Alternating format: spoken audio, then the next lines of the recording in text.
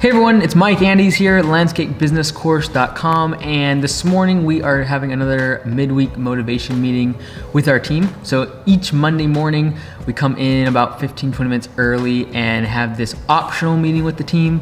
So I think about 10 of them came in this morning, and we talk about personal finances, really just their careers, leadership, etc. So it's always a mishmash of different ideas and kind of concepts. So this morning we did some Q&A. We talked about a couple of questions about like employee morale, things like that, and I shared a couple ideas. Today's really a big mishmash. I shared some ideas of things I want to do in the future with businesses, as well as just kind of ran some stuff by them, and then they asked questions about stocks, and we talked a little bit about that. Some of it is we're gonna have to cut out just because the questions came in and have people's names and things, so we'll cut as much out as we possibly can for you all to enjoy. And really the motivation behind having these meetings is so that you can see the value of investing back in your team, your time, trying to help them in their life, their career, their personal finances, instead of just lawn care, landscaping, and how to make you more money, really focusing on them. I do believe in the long term that comes back to you, comes back to the success of your business if you can invest in your employees. So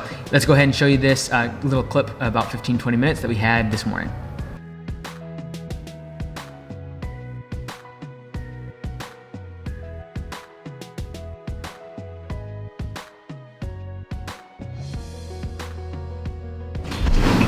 All right, good morning everybody. So I figure welcome Zeus. This is our first team meeting here on Wednesday mornings. So I figure we'd do some Q&A, and if you don't have anything on Q&A, I do have some stuff we could go over, but I wanted to kind of first give a shot if anyone has a question, stuff we've been talking about, anything recently.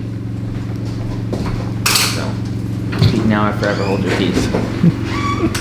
Anyone? I would have thought of questions if I knew we were doing a Q&A. Okay, no worries. We'll do some questions in a minute then. Okay, so two things. So someone just emailed me like 2 minutes ago. I figured it'd be a good email for us to go over.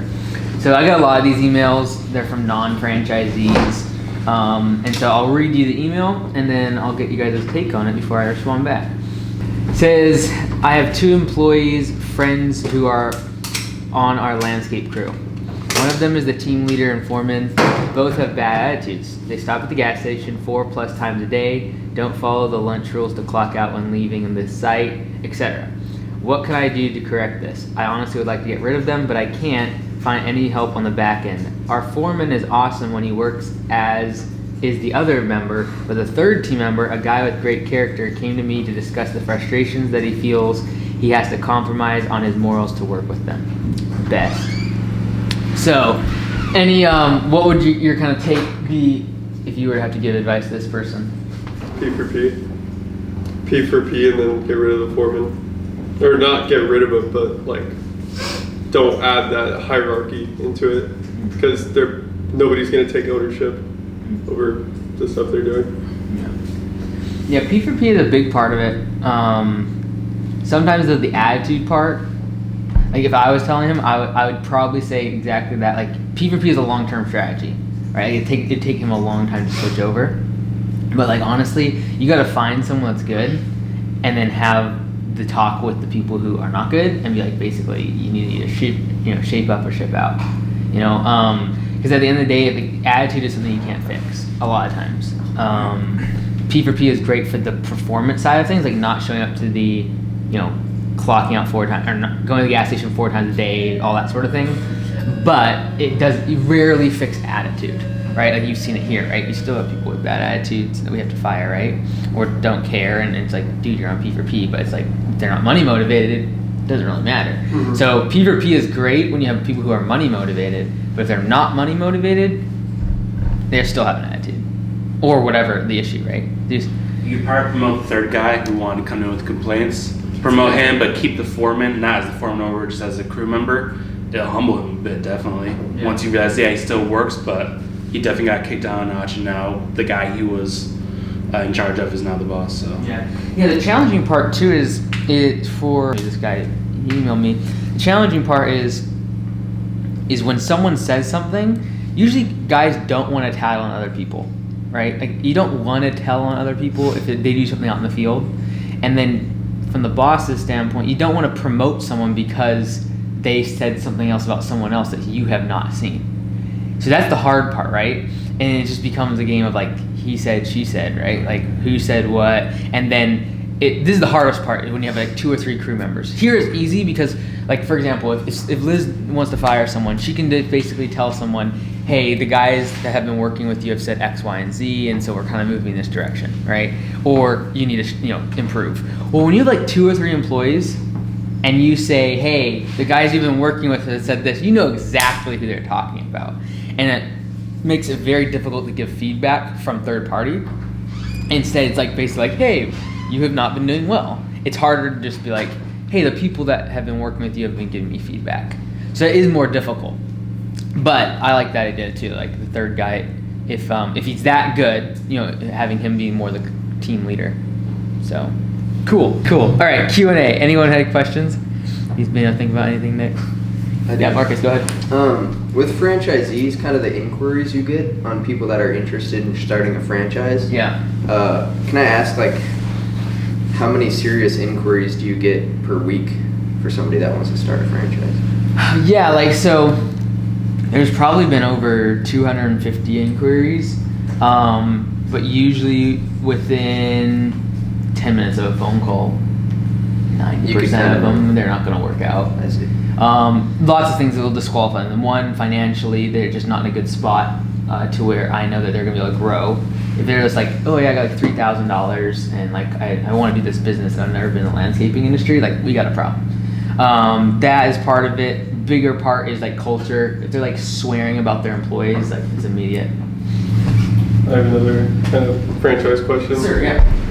What's the lowest amount of money that anybody has used to start a franchise that you know of? Well, you could finance it, right? So if they're in a decent financial position, they should be able to get a loan. Mm-hmm. So, there's a franchisee that got a $50,000 loan and started with that.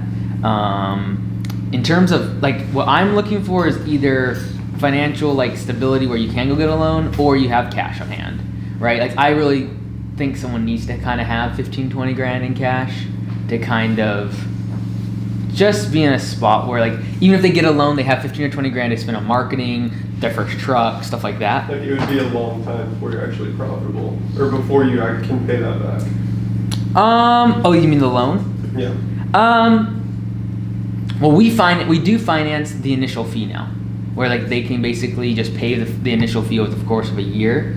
But even that, like you're paying $1,000 a month on like when you're growing, which is hard. And so I still am looking for the financial viability. But say, for example, that someone had 20 grand. I don't want them to give us 15 grand in cash. I want them to go to like, would we finance that for them so they can have that 20 grand and go start the business and grow it? Because you need money up front to market, like a good 5-10 grand to really get established, right? And hit the ground running. But like in terms of profitability, like 3 months you're looking at to get profitable if you're really like pouring money into marketing and all that. So like it took us 3 months down in Mount Vernon. And like the first year we'll still be in the red, but from a month standpoint, we're now profitable, right? So, Okay. yeah. Cool. We just got one in Maryland. Maryland, yeah, Howard County, just outside of Baltimore. Cool. Yeah. So that was a cool one. But any other questions? We have Frank's here. He bought Neo a couple weeks ago, and now it's like shot up on the stock market. Bless his heart. So, does anyone have Tesla or Apple? Or no? I do. Josh is happy. Oh man. Marcus, why don't you tell us a little bit about your portfolio? I'm not talking about it. If you guys are ever interested in getting dabbling, Robinhood is a good app. It's an easy app to trade stocks on and start learning. What I would do if I was you is kind of think about like your hourly base rate as like what you need to live on. Anything more than that, that's what I would start trying to invest in. It's a really easy way. Like, okay, if I make $18 an hour, covers my living expenses. But if I make 22, that's $4 an hour. So if you worked 80 hours, so you have an extra couple $100. Like that's what I would be really trying to think about, like investing. So if it's bonuses or P4P dollars, just like thinking about that as a way to get involved. Because then that's, again, I don't care what you put it in. It's not like good or bad. It's a matter of like you're gonna start learning, right? Even if you put $100 into something, you're gonna like start watching it, figuring out what makes it move, what's a good investment. Like you're gonna start learning, you know? All of a sudden people start listening to podcasts about stocks and about finances because they want to know. So. And if anyone's going to download it, just send me a quick text first. I'll send you a link. We can both get a free stock. So. One nice thing about Robinhood is that you can schedule transfers. So you know how you have money transferred into your savings? You can schedule a certain amount to go straight into your investments, and it doesn't pick a stock for you. It just goes in there. Yeah. So like mine will send me an alert, your such and such amount just transferred into Robinhood, and then I can look and see what stocks I want to buy. Mm-hmm. So it's just disciplined, or I don't have to do anything. I just set it up and it comes out of every check. Yeah. You just put it in the account, and then whenever you want to buy, you can use it. But yeah, you can do automatic transfers in if you ever want to, like on a bi-weekly basis after a paid period or something like that.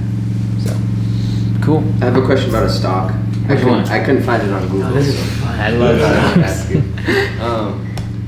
So theoretically, if a stock if it drops off, like the NASDAQ, Yeah. it went to like a different stock market, like Mhm. Q something. Yep. But it didn't go bankrupt. Yep. So could I still pull my money out of it, or how does that work? Did the value drop way down? It dropped down a little bit. It's not like As long still as there's has a value. and it's Yeah. on a stock market, it's public, right? Yeah. Yeah, as long as it's a public company, you can Okay. still pull money out. Alrighty. Yeah. Is Josh mocking me right now? Long term. long term. Just because you fall for long term doesn't mean it's long term. No, like so like the NASDAQ, and there's certain index funds, right? So you have like the Dow Industrial Average, you've got the NASDAQ, you've got S&P 500. It's like S&P 500 is 500 companies that they choose to be in this index, right? Right. So it's like a lot of people invest in those because it's very diversified, right? But it doesn't necessarily mean all those companies are doing well. So for example, right now in the S&P 500, if every company had the same valuation, the S&P 500 has still gone down 4% for the year. But if you look at if all combined, when Apple has a 7% chunk of it, now you're looking at a 38% increase for the year. So what that means is that you got companies struggling in there, and you have companies doing well. So it's a great way to diversify, but you're investing in a bunch of random companies that you might not actually believe in, like we talked about last week. Right, and I listened to a guy who said it's not diversifying as much as you might think, kind of index funds, because like a large chunk of it is kind of tech companies. Mhm. So if something happens to tech, then it's just like a super large chunk of that. Yeah. So I think it's about 30% or something of it is tech. But that being said, if you've been in tech for the past 6 months, you've done really well. Right. Where that's right now, that's the part sector of those indexes that is boiling everything. Mhm. If you take out tech out of the stock market right now, we're like in a massive crash. Right. Not a massive crash. We're low. Right? And so That's crazy. it's good to have some diversity, right? Like right now, what I've really been doing the whole 6 months is, because I'm not super risk prone, I don't want to throw money into one stock or be in one sector, but I'm not going to put in an index fund, is looking at the fact that on every single day right now, and I don't suggest you do the exact same thing as me, just this is what I've been doing, is every single day you look at the stock market right now for the past 6 months, you got recovery stocks, which is like Carnival, the airlines, all these restaurants that have been slaughtered, and then you have tech or like the stay-at-home stocks, and literally this is what they've been doing for the past 6 months. On a day when this tech does really well, recovery does poorly, and then vice versa. So what you can kind of do is play that game, right? So when techs go way up, you can kind of move some money over into. So it's kind of like a barbell, Yeah. right? It's kind of like there's weights on both sides, and so right now tech has been doing really well. I think in the next 6 months they'll have a bit of a softening, and then you're going to have if we have a vaccine, you're going to see recovery stocks do well. But again, a lot of those companies that are recovering, I'm not long term in, because they're so debt laden just to get out of all this trouble they've been in. They have like hundreds of millions and billions of dollars worth of debt. Well, I don't believe in them long term, but like in the next 6 months, if there's a vaccine, a lot of those are going to go up 20 to 40% easily, if not double, because right now they're at zero traffic. But there's also a massive. The reason they're low is there's literally a risk of them going BK, like bankrupt tomorrow. If they're like, hey, you know what? It's just not worth coming out of this with billions of dollars worth of debt. We're just going to, screw the investors and just have everything go to zero. Right. So kind of like the stock here. No, I'm just joking. So I have a question. So if like a lot of us are young guys, so if they wanted to start investing and they're not really even interested, but know they probably should learn stuff, what would be a good one? Would Robinhood be a good one to actually learn a little bit, or what should they be listening to or watching to just to start listening? Yeah, Lee has a good podcast. You listen to what's it called? Yeah, Millennial Investing. I think, Nick, do you listen to that one still? Is that that's the title? Okay. Or it's the Investors Podcast. Yeah, so it's there's a group called the Investors Podcast Group, and they do, their most popular one is We Study Billionaires, and they literally just talk about billionaires and millionaires and how they made it.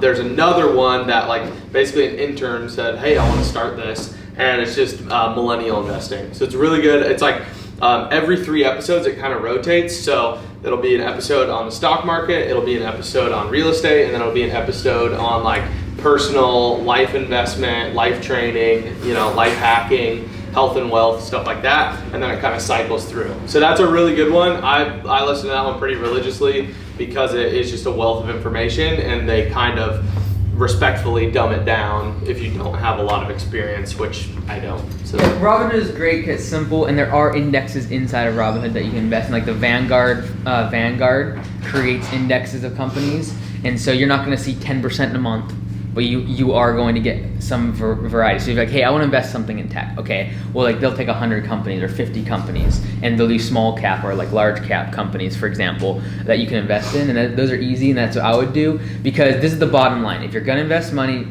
do not go on YouTube, do not listen to me, I don't care who it is, and be like, oh, they said this company. They said this company, I should invest in them. Figure it out for yourself.